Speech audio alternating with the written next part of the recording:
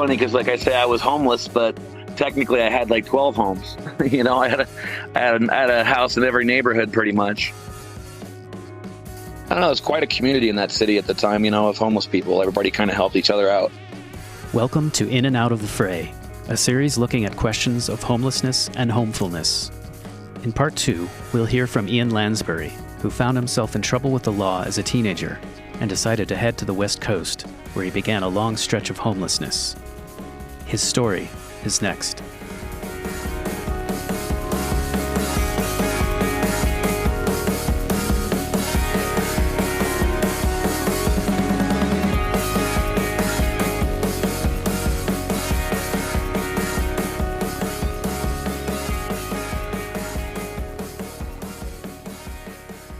I was a minor, and I was on probation, and my probation officer wanted to throw me in jail for 2 years. And I was like, yeah, that's not happening, so I took off. Ian decided to go to California. I was living on the streets of Hollywood at like 17 or 18. So, yeah, it was definitely a struggle, but, it definitely built character, I guess you'd say. I wasn't going to jail for 2 years. Like whereabouts in Hollywood did you stay? Right on the Walk of Fame area, pretty much. Right where all the stars are. We actually had a squat right behind the McDonald's on Hollywood Boulevard. Ian then moved to San Francisco. The city had suffered a major earthquake in 1989, which left many houses uninhabitable. And it's funny because, like I say, I was homeless, but technically I had like 12 homes. I had a house in every neighborhood pretty much, or a warehouse, and then there was the big 9-story on 3rd and Mission. That was a crazy place. It was 9 floors high. Once you were on the top floor, you could pretty much be as loud as you wanted.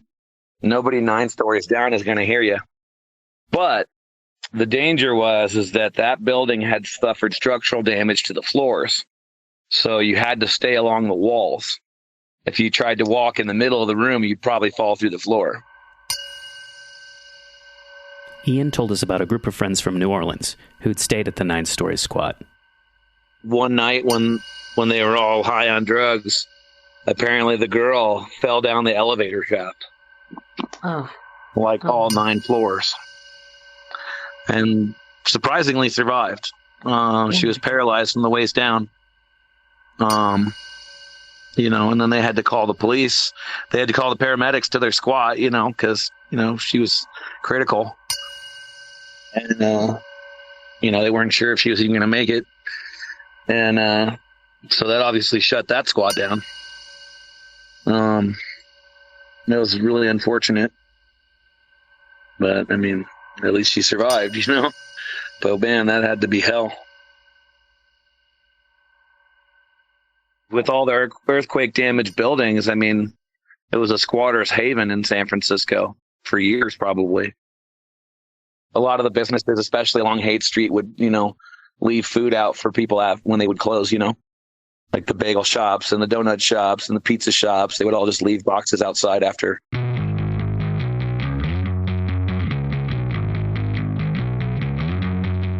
Not everyone was as charitable.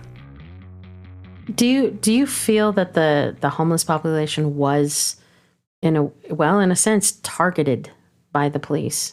Oh, definitely. Especially the campus police, because they were, the park was People's Park was owned by UC Berkeley, so they were constantly messing with the homeless people and all kinds of stuff. People went missing frequently. It wasn't like an isolated thing,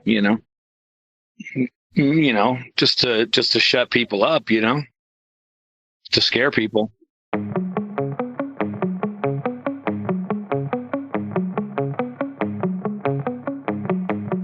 Ian once again decided to move north. This time, the destination was Seattle. I think it was 94, 95. Seattle is probably the most interesting part of this whole story, because there are laws all over the country that go back to the homesteading days, when you could stake a claim to a piece of land, and if you occupy that land for a certain amount of time, it becomes yours. those laws still exist in every state. They're referred to as adverse possession, which is basically you're gaining legal possession of property that someone else has abandoned just by occupying and using it. Ian, along with some of his friends, intended to take advantage of this law, which in the state of Washington only required 2.5 years of continuous occupancy. I came back to Colorado to visit my family. Ian was intending to go back to Seattle, but he received a phone call from a housemate. Yeah, the house burned down. There's nothing left. There's nothing left. You gotta be kidding me. Like, total loss. We were only 3 months away from gaining legal possession of the property, and unfortunately, someone burned it down. I think it was the original owner, personally. I think he knew that we were going to take his property, and he burned the place down. Now, without a real motive to return to Seattle, Ian remained in Colorado and attempted to put the pieces back together.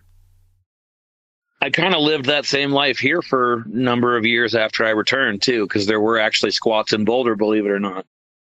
How do people find these buildings and these squats? Well, they just kind of go around looking for them, you know, and sometimes people just stumble across them, and then other times people are looking for it, you know. They're out there actively trying to find squats. Along the way, Ian connected with Boulder filmmaker Ray Keller, who cast him for a role in a film called Generosity, a full-length fictional drama about the homeless. The main characters are this guy who's like a business professional, and he had a good life, nice condo, nice car, and his boss is embezzling money and frames him for it. And so he loses everything and ends up on the street. And then the other main character is this teenage girl whose parents get divorced. She her new stepdad rapes her, and so she leaves and is homeless. You know, those are both forced situations. You know, and so it's trying to portray portray homeless people in a better light and show that, you know, we're all just people, you know, and sometimes these things just happen to normal people. And my role in the movie was I was like one of the homeless street punks that they hung out with when they were first on the streets. So my role was mostly in the beginning of the movie.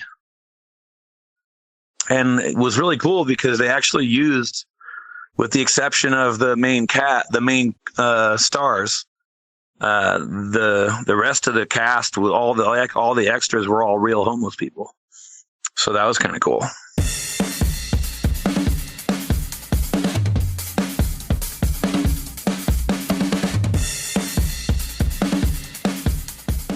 Today, Ian works as a driver and supports his 5-year-old son.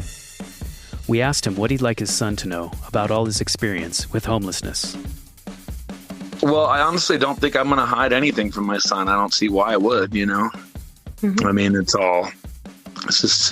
just things that happen, you know. I mean, and I don't really feel ashamed of any of it. I mean, it is what it is, you know. I thought I was doing the right thing in every moment, you know, and I think that's what most people think, you know. They try to do the right thing. They try to do the best thing. Maybe we don't always. We also asked what he would say to a young person facing the same kinds of things he faced. I would just say kind of have faith in humanity, because, you know, you know, the homeless community, you know, welcomed me in, and we're very helpful and friendly, you know, and just to remember that there's always people out there that will help you, you know, no matter how bleak things may be, there's always somebody that wants to help.